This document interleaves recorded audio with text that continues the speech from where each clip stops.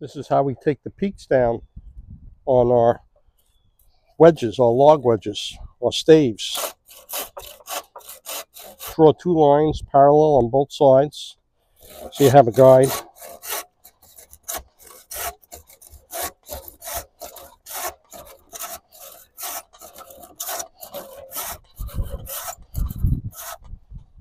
And I like to cut down just above the lines I drew. And got an axe and a hammer.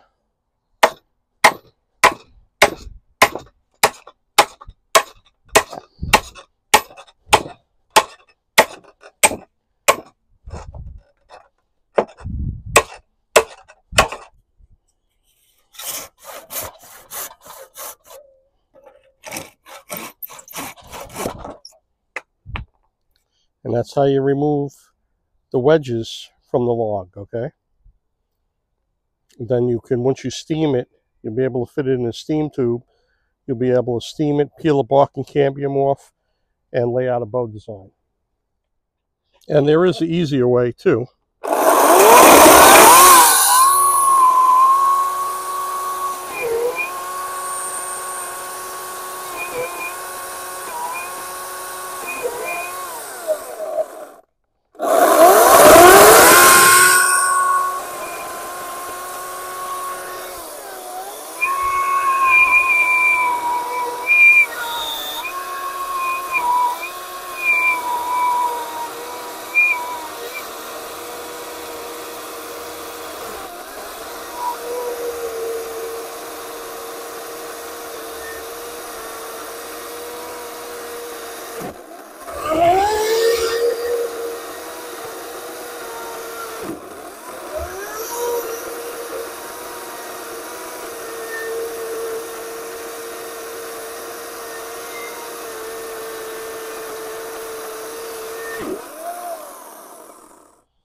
Got to pay attention to everything level.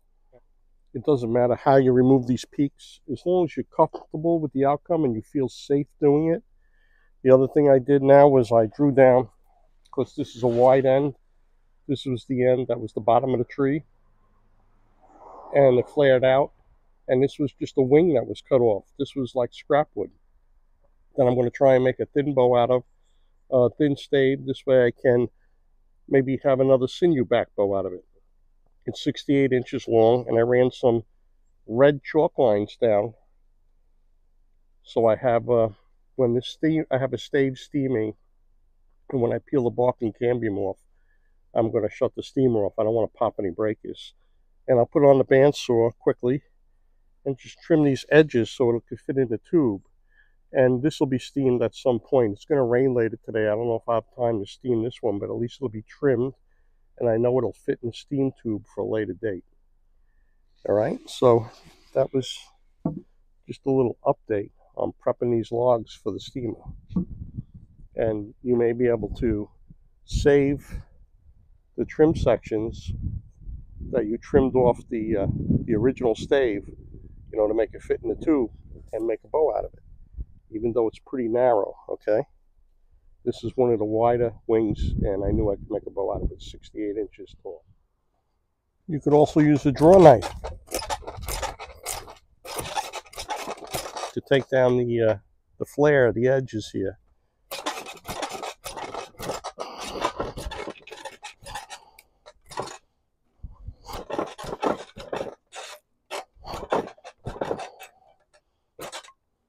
So once you have a flat spot on the side, you can go on an angle. See how easy it comes off on an angle. Then you could go on the bark side again, like this again. And then you can take more off the top. So you're creating peaks and taking peaks off to narrow it down. Okay?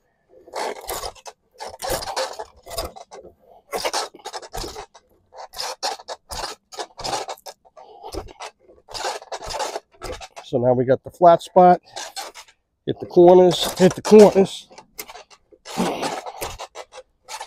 and we can narrow the stave with a draw knife, okay? So you don't need power tools. You know, it's just that I'm older and I have them. And at my age, I take the easy way out. But as long as you have a draw knife, an axe, you know, hammer, you can make a bow. You just need some basic tools, and you need to be patient and take your time and be safe working with it. Okay, so that's it. You don't need, but when you're old like me, you look forward to using power tools because you're too old to be doing the hard work, so you want to take a little easier way out. All right.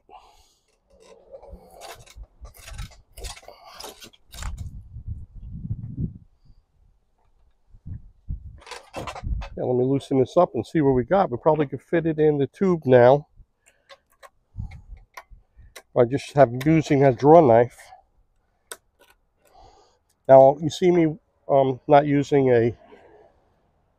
a Boyer's horse or anything like that because I have disc damage and nerve damage, and I got these really strong sawhorse ends, so I'm able to stand up and do it and not affect my back. I'm able to use my arms and shoulder being upright, working it like I shoot the bow and not affecting the disc damage and nerve damage in my back.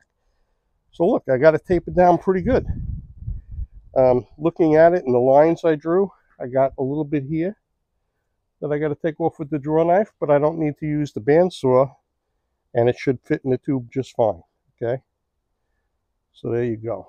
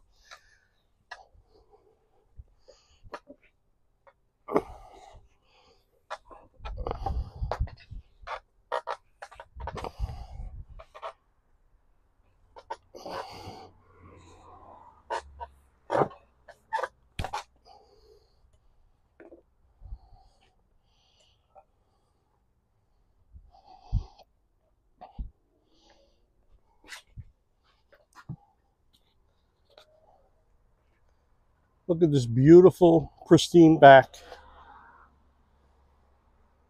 Isn't that crazy good?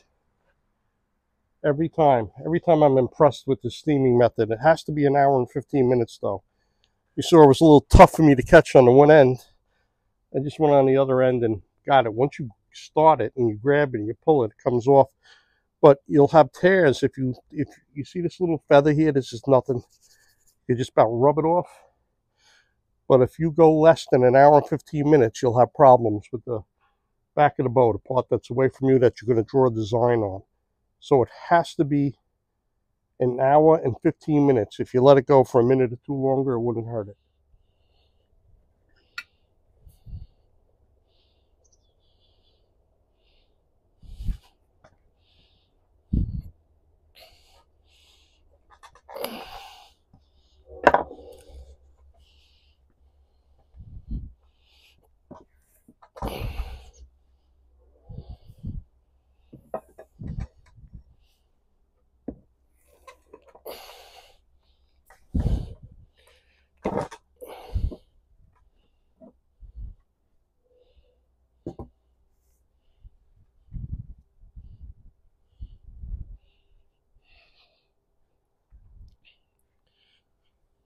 Once again, it's beautiful back, but I want to show you, you never know what's underneath. And with hickory, you get a lot of these weird looking bumps, like they were a limb or whatever you want to call it. But you can work your limb around it, leave this as part of the limb. When you tiller it, you just ignore the hump on the back of the bow, and that's it. So you can work around it, incorporate it into the limb. Or depending on how narrow you make it or what you're going to do with it, you could sometimes eliminate some of it. But this is going to be part of the limb. This will be in the center of the limb. Okay? So just wanted to show you that. You know, when you peel the bark off, it reveals things that you never knew was underneath. Well, the rain's here, so this is the last one I'm steaming for today.